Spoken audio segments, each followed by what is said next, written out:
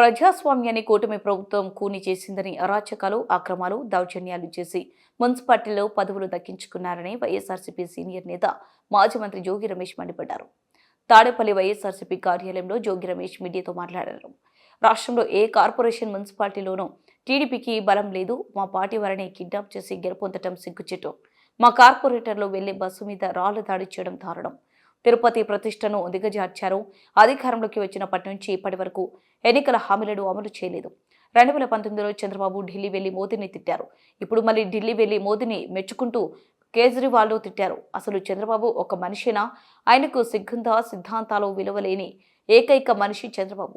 IT raids నుంచి రక్షించుకోవడానికే ఢిల్లీ ఎన్నికల ప్రచారానికి వెళ్లారు. ఇది కూటమి ప్రభుత్వం కాదు, కుట్రల ప్రభుత్వం. వైఎస్ఆర్సీపీ కార్పొరేటర్లను బెదిరించి ప్రలోభాలకు గురి చేసి గెలవాలని చూస్తున్నారు.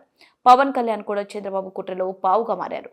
ఈ దాడులు, దౌర్జన్యాలపై ఈసీ స్పందించాలి. అధికార పార్టీ చేస్తున్న దుర్మార్గాలను ఈసీ అడ్డుకోవాలి అని జోగి రమేష్ డిమాండ్ చేశారు. దౌర్జన్యానికి తెర తీశారు కూటమి ప్రభుత్వం, చంద్రబాబు నాయుడు ప్రభుత్వం. ఏ విధంగా అరాచకాలకు ఒడిగట్టారో, అక్రమాలకు ఒడిగట్టారో, దౌర్జన్యాలు చేసి ఏ విధంగా గెలిచారో, గెలవాలని చూస్తున్నారో రాష్ట్ర ప్రజలంతా కూడా చూస్తున్నారు. విస్తుపోతున్న పరిస్థితులు కూడా మనం చూసాం. చెప్పేదేమో ఒక మాట, చంద్రబాబు నాయుడు చేసేదేమో చంద్రబాబు నాయుడు చెప్తాడు, తీపి తీపి కబుర్లు చెప్తాడు. తెలుగుదేశం పార్టీలోకి రావాలంటే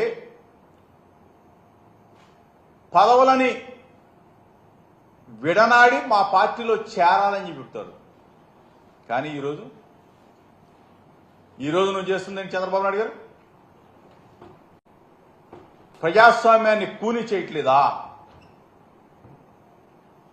చెప్పేదేమో శ్రీరంగ నీతులు, చేసేవన్నీ కూడా అరాచకాలు, దౌర్జన్యాలు, దుర్మార్గాలు. అసలు ఈ ఉప ఎన్నికలతో, ఈ మున్సిపల్ ఎన్నికలతో, ఈ కార్పొరేషన్ ఎన్నికలతో మీ కూటమి ప్రభుత్వానికి అసలు సంబంధం ఉందా? మీకు ఏ కార్పొరేషన్లో అయినా సరే మెజారిటీ ఉందా? ఏ మున్సిపాలిటీలో అయినా సరే ఆంధ్రప్రదేశ్ రాష్ట్రంలో మీకు